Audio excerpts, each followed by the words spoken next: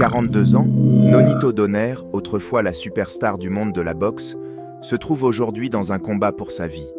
Connu pour ses KO foudroyants, sa vitesse, sa puissance et une carrière légendaire couvrant plusieurs catégories de poids, Donaire était considéré comme l'un des meilleurs à avoir jamais mis les pieds sur un ring. Mais aujourd'hui, il est dans une situation critique, affrontant un combat bien différent de ceux qui ont fait de lui un champion. Dans cette vidéo, nous allons révéler l'histoire derrière son déclin, comment une combinaison d'années de boxe brutale, de complications de santé et de luttes personnelles l'ont mené à ce moment. Depuis son ascension vers la gloire, ses jours de triomphe sur le ring, jusqu'à la crise sanitaire inquiétante qu'il affronte aujourd'hui, nous plongerons profondément dans la vie de Nonito Donaire, un combattant qui a peut-être perdu de nombreux combats sur le ring, mais qui fait maintenant face à son plus grand combat. Restez avec nous pour découvrir cette vérité déchirante. Le voyage de Nonito Donaire vers le sommet de la boxe mondiale a commencé dans la petite ville de Talibon, Bohol, aux Philippines. Né le 16 novembre 1982, Nonito a grandi dans une famille où la boxe était une langue commune. Son père, Nonito Senior, ancien boxeur, fut son premier entraîneur qui l'initia très jeune à ce sport. Alors que ses camarades jouaient dans les rues, Donaire était au gymnase, apprenant l'art doux de la boxe. Son entraînement précoce a été façonné par un talent inné et une volonté farouche de réussir, lui permettant de gagner rapidement en reconnaissance dans les compétitions amateurs locales. À seulement 18 ans, Donaire est devenu professionnel, et il n'a pas fallu longtemps avant qu'il attire l'attention du monde de la boxe. Son expérience d'amateur, comprenant 300 victoires et seulement 19 défaites, a fourni la base parfaite pour une carrière réussie. Sa combinaison de mains rapides, de jeux de jambes impeccables et d'un crochet gauche dévastateur a fait de lui une force redoutable. Il a rapidement gravi les échelons, remportant des titres dans les catégories les plus légères. En 2007, Donaire s'est fait un nom sur la scène mondiale avec sa victoire surprenante contre le redoutable Vic Darchinyan, décrochant le titre mondial poids mouche IBF. Donaire était désormais un champion et son ascension dans ce sport semblait inévitable. Sa confiance grandissait à chaque combat et bientôt, les passionnés de boxe du monde entier chantaient ses louanges. Il n'était pas seulement un boxeur talentueux, il était un showman. Il dansait sur le ring, narguait ses adversaires et affichait un sourire devenu sa marque de fabrique. Cette combinaison de style et de substance a fait de lui un favori des fans. La star de Donaire montait en flèche et rien ne semblait pouvoir l'arrêter. À 30 ans, Nonito Donaire était déjà considéré comme l'une des étoiles les plus brillantes de la boxe. Après son succès initial chez les poids mouches, il est monté en poids coq, remportant des titres dans plusieurs catégories. Son style agressif, ses frappes précises et son timing impeccable faisaient de lui une force létale sur le ring. Ses victoires étaient souvent spectaculaires, ponctuées par sa puissance de KO et ses mouvements impressionnants. Entre 2011 et 2013, Donaire était au sommet de sa carrière, accumulant les ceintures dans différentes divisions, notamment les championnats WBC et WBA. Il est monté en super coq et a continué à bâtir son héritage avec des victoires contre des adversaires de haut niveau. Sa capacité remarquable à s'adapter à différentes catégories de poids et son ensemble de compétences se sont illustrés dans ses victoires contre des boxeurs comme Jeffrey Matebula et le légendaire George Arce. En 2012, il était devenu le visage de la boxe dans les catégories légères et faisait partie des discussions comme l'un des meilleurs du monde, toutes catégories confondues. Pourtant, la renommée de Donaire ne reposait pas seulement sur ses talents sur le ring. Sa personnalité charismatique, son envie d'amuser et son amour d'être sous les projecteurs ont fait de lui un chouchou des médias. Il était devenu l'objet de campagnes promotionnelles, d'apparitions télévisées et de contrats de sponsoring. Tout semblait parfaitement s'aligner. On le comparait à son compatriote philippin, l'icône Manny Pacquiao, mais avec son propre style distinctif. La confiance de Donaire sur le ring, combinée à son attitude fanfaronne et à son charisme en dehors, en faisait un aimant pour les fans de boxe du monde entier. Son succès a culminé en 2013 avec son combat contre le redouté Guillermo Rigondeaux. Bien qu'il ait perdu ce combat, cela a consolidé Donaire comme l'un des noms les plus importants de la boxe. Il était clair que son impact sur le sport se ferait sentir pendant des années. Mais derrière la fanfaronnade et les projecteurs, Une autre réalité commençait à se dessiner. Une réalité qui allait tester l'avenir de Donner. Les luttes de Nonito Donner ont commencé à apparaître au fur et à mesure que sa carrière avançait. À 30 ans, Donner n'était déjà plus le jeune combattant explosif qui avait électrisé le monde de la boxe à son apogée. Tout commençait à s'accumuler et le jeune homme qui bougeait autrefois à la vitesse de l'éclair commençait à montrer des signes d'usure. Donner continuait de concourir à un haut niveau, mais son corps ne répondait plus comme avant. En 2016, Donner a affronté l'invaincu Carl Frampton dans un combat qui allait tester ses compétences et son endurance. La défaite a été significative, non seulement parce qu'elle ajoutait une autre défaite à son palmarès, mais parce qu'elle marquait le moment où beaucoup ont commencé à se demander si Donner pouvait continuer à évoluer au plus haut niveau. Il avait le cœur et le talent, mais son corps racontait une autre histoire. Les mains de Donner n'étaient plus aussi rapides, son jeu de jambes n'était plus aussi précis, et sa puissance, autrefois constante, avait diminué. Ce n'était pas seulement son déclin physique qui posait problème, sa santé mentale et émotionnelle commençait également à en souffrir. Les pressions pour maintenir son héritage, gérer ses affaires personnelles et les exigences brutales du sport commençaient à lui peser. Malgré les revers, Donner continuait d'espérer un retour, mais à chaque défaite, les doutes sur sa capacité à redevenir le roi du sport grandissaient. Ses performances devenaient inconstantes, et l'homme qui semblait autrefois destiné à la grandeur était maintenant un combattant luttant pour retrouver sa gloire passée. Le déclin était progressif, mais indéniable. Bien que Donner continue à se battre, la flamme qui l'alimentait autrefois semblait vaciller. Mais même face à l'adversité, Donner continuait à avancer, espérant se prouver à lui-même et au monde qu'il avait encore ce qu'il fallait pour concourir au plus haut niveau. Cependant, la douleur de ses blessures, combinée à ses luttes personnelles grandissantes, commençait à le rattraper. À huis clos, Donner luttait contre les pressions qui accompagnaient la célébrité, la famille et son passé glorieux. Sa renommée apportait son lot de défis. Les projecteurs, autrefois source de motivation, devenaient un fardeau. Les attentes omniprésentes de sa famille, de ses fans et du monde de la boxe ne faisaient qu'intensifier cette pression, créant une sensation d'écrasement qui commençait à fissurer la fondation autrefois inébranlable de Donner. Malgré sa confiance extérieure, Donner était toujours conscient de la responsabilité qu'il portait. Le poids d'être un héros pour des millions, en particulier aux Philippines, pesait constamment sur lui. Il ressentait souvent que sa famille était une présence étouffante dans sa vie. Son épouse Rachel, qui était son principal soutien émotionnel, l'accompagnait partout, dans les bons comme dans les mauvais moments. Mais même ses relations personnelles commençaient à montrer des signes de tension.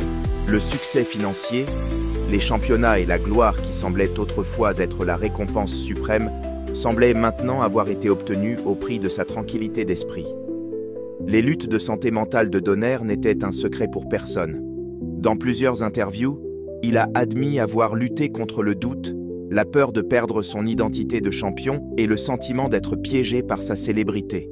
Il avait du mal à s'adapter à la vie après la boxe et remettait en question son héritage. La solitude qui accompagne souvent les projecteurs devenait trop réelle pour lui. Il se sentait déconnecté du monde qui l'entourait. Les exigences constantes d'être une figure publique, combinées à la pression de maintenir une image de réussite, ont pesé lourdement sur le bien-être de Donner. Ses problèmes hors du ring incluaient également la pression grandissante de sa famille, subvenir à leurs besoins, les protéger, les guider. Cela pesait lourdement sur ses épaules. Alors que sa carrière de boxeur approchait de ses dernières années, les inquiétudes de Donner pour son avenir financier et la sécurité de sa famille devenaient une réalité. Au fur et à mesure que ses performances sur le ring devenaient moins régulières, les doutes sur sa capacité à continuer à subvenir aux besoins de sa famille s'installaient encore plus profondément, intensifiant la pression dans son esprit. Malgré ses luttes personnelles et professionnelles, Nonito Donner n'était pas prêt à laisser sa carrière s'éteindre. En 2019, Donner a fait un retour incroyable. À 36 ans, un âge où la plupart des combattants pensent à la retraite, Donner a prouvé qu'il lui restait encore beaucoup de combats en lui. La campagne de 2019 a montré qu'il y avait toujours du feu en lui. Donner est entré dans la prestigieuse World Boxing Super Series, WBSS, Un tournoi qui réunissait certains des meilleurs combattants du monde, y compris des légendes comme Naoya Inoue. Donner était loin d'être considéré comme favori. Ses récentes difficultés sur le ring avaient amené beaucoup à se demander s'il avait encore faim ou la capacité de concourir au plus haut niveau. Mais avec un nouvel état d'esprit et un regain de détermination, Donner a prouvé à ses détracteurs qu'ils avaient eu tort. Lors de son combat contre Ryan Burnett, Donner a livré une véritable leçon. Le combat s'est terminé par un impressionnant KO de Donner, rappelant instantanément au monde de la boxe la puissance et la précision qui avaient fait de lui un champion à son apogée. C'était une performance impressionnante qui montrait des éclairs du combattant qui avait autrefois été considéré comme l'un des meilleurs pound for pound. Donner a poursuivi cette victoire avec une autre performance spectaculaire contre Stephen Young, qu'il a battu de manière décisive. Mais c'est son combat contre Naoya Inoue qui a véritablement ravivé son statut dans la communauté de la boxe. Bien que Donner ait perdu, c'était une véritable guerre de 12 rounds qui est devenue instantanément un classique. Les deux combattants ont échangé des coups brutaux pendant tout le combat. Donner a montré une résilience et une détermination incroyables, prouvant qu'il était loin d'être fini. Malgré le fait qu'il soit dans les dernières années de sa carrière, la rédemption de Donner dans la trentaine était remplie de douleur, mais elle lui a aussi donné un moment pour briller à nouveau et rappeler aux fans le combattant qu'il avait été. Cependant, ce retour était amer. Bien qu'il ait montré au monde qu'il avait encore le cœur et la capacité de concourir, cela a aussi mis en lumière le prix que la boxe avait fait payer à son corps. Le combat épuisant contre Inoue a laissé Donner meurtri et battu, signalant que le coup physique de ses jours de gloire était arrivé. Malgré tout, Donner n'était pas du genre à reculer devant un défi. Le retour de Nonito Donner en 2019 était tout simplement remarquable. Mais juste sous la surface de son succès, il y avait la dure réalité d'un corps qui avait enduré des décennies de châtiments brutals sur le ring. La santé de Donner avait commencé à se détériorer bien avant que son temps sur le ring ne commence à décliner. Des années d'entraînement épuisants, de séances de sparring et d'efforts physiques avaient laissé leur empreinte sur son corps de manière de plus en plus évidente. Donner a commencé à éprouver des problèmes physiques importants, allant de blessures chroniques à une fatigue persistante qui durait longtemps après ses combats. Le coût des années de perte de poids, des coups constants à la tête et de l'effort physique pur de la boxe commençait à se faire sentir. Ses pieds, autrefois rapides, et ses mains ultra rapides, n'étaient plus aussi affûtés. Le corps de Donner s'effondrait, et malgré ses meilleurs efforts pour continuer à se battre, les dégâts étaient déjà faits. Il a subi plusieurs interventions chirurgicales pour traiter certains de ses problèmes, mais rien ne semblait complètement inverser les années d'usure. Peut-être que l'aspect le plus préoccupant de la santé physique de Donner était son état neurologique. Ce n'est un secret pour personne que la boxe est un sport brutal, et pour de nombreux combattants, les conséquences à long terme des traumatismes crâniens répétés sont dévastatrices. Donner, comme beaucoup de combattants avant lui, faisait face à la réalité croissante d'un déclin cognitif. Problèmes de mémoire, difficultés d'équilibre et temps de réaction ralentis n'étaient que quelques-uns des signes suggérant que Donner faisait face aux effets de l'encéphalopathie traumatique chronique, CTE. C'était une révélation déchirante, car il était clair que le coup physique de sa carrière légendaire le rattrapait plus vite que prévu. Alors que l'année 2020 avançait, l'avenir de Donner dans la boxe devenait incertain. Bien qu'il continue à concourir, l'usure de son corps le rattrapait, et sa santé était indéniablement compromise. Le même combattant qui dominait autrefois ses adversaires avec grâce et précision se retrouvait maintenant confronté à un combat différent, plus personnel. L'héritage autrefois fier de Nonito Donner commençait à être éclipsé par le prix d'une carrière pour laquelle il avait tant sacrifié. Quand Nonito Donner a atteint la quarantaine, le coût mental et physique de sa carrière illustre avait commencé à se détériorer gravement.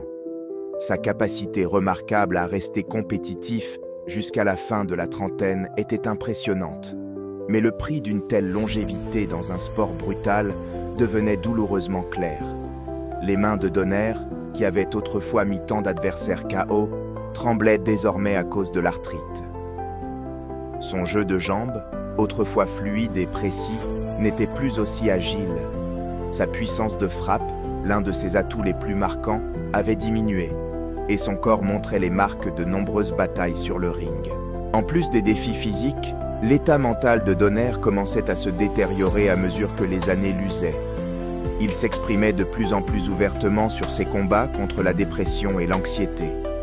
Ce n'était pas seulement l'épuisement des années de combat qui avait eu des conséquences, c'était aussi les batailles émotionnelles qu'il menait dans l'ombre. Son héritage, autrefois plein de fierté et de triomphe, était maintenant terni par les pressions croissantes de la vie après la boxe. Les luttes de santé mentale de Donner devenaient de plus en plus publiques alors qu'il publiait sur les réseaux sociaux à propos de ses combats contre l'estime de soi et l'incertitude. Lors d'interviews et d'apparitions publiques, Donner révélait souvent le poids émotionnel que la boxe avait eu sur lui. Il admettait se sentir perdu, luttant avec l'idée de la vie sans sport. Ce n'était pas seulement la douleur physique qui l'affectait, mais aussi le traumatisme d'essayer d'être à la hauteur d'une norme impossible qu'il ne pouvait plus atteindre. Son identité était liée à la boxe, et à mesure que son corps le trahissait, son sens de lui-même s'effondrait également. Malgré les dégâts physiques, Donner continuait à avancer, porté par l'espoir qu'il pourrait trouver une rédemption à la fois sur le ring et dans sa vie personnelle. Mais à mesure que le temps passait, il devenait évident que son temps était compté et que sa santé se détériorait, atteignant un point critique. En 2024, à peine un an après son bref retour, la santé de Donner a pris un tournant brusque vers le pire. Des rapports ont émergé indiquant qu'il avait été hospitalisé en raison d'une combinaison d'insuffisance cardiaque, de dommages aux organes et des répercussions de ses décennies sur le ring. Ses proches, ses amis et la communauté de la boxe étaient stupéfaits et bouleversés. L'homme qui avait tant donné au sport luttait désormais pour survivre hors du ring. Les fans qui avaient suivi son parcours, du jeune combattant affamé à la légende sur le ring, ont été confrontés à la dure réalité que la même chose qui l'avait rendu grand, son cœur, était maintenant ce qui le mettait en état critique. C'était une tragédie et un tournant soudain des événements. La famille de Donner, en particulier son épouse Rachel et leurs enfants, était dévastée. L'homme qui leur avait autrefois promis tout affrontait désormais la sombre possibilité de tout perdre, non seulement sa santé, mais aussi son héritage. L'état de Donner a attiré l'attention sur les dommages que la boxe peut causer au corps et à l'esprit, et sur la façon dont le sport ne laisse pas toujours de place aux combattants pour se reconstruire. Pour quelqu'un qui avait été si public à propos de ses luttes sur le ring, la bataille personnelle de Donner pour sa santé était un rappel cruel des limites du corps humain. Alors qu'il reposait sur un lit d'hôpital, branché à des machines et luttant pour survivre, la réalité du déclin tragique de Donner pesait lourdement sur tous ceux qui l'avaient connu. Son histoire est faite de hauts incroyables et de bas écrasants, mais elle est aussi un rappel du prix élevé que les athlètes, en particulier les boxeurs, paient pour leur grandeur. L'avenir de Donner reste incertain. S'il se remettra complètement ou pourra revenir au sport qu'il aime, on ne le sait pas encore. Mais ce qui est clair, c'est que son héritage est déjà gravé, non seulement dans ses titres de champion, mais dans l'esprit indomptable qu'il a montré tout au long de sa carrière. Même alors que sa santé s'effondre, le monde de la boxe a peut-être avancé. Mais pour la famille de Donner, c'est un combat qui ne finit jamais vraiment.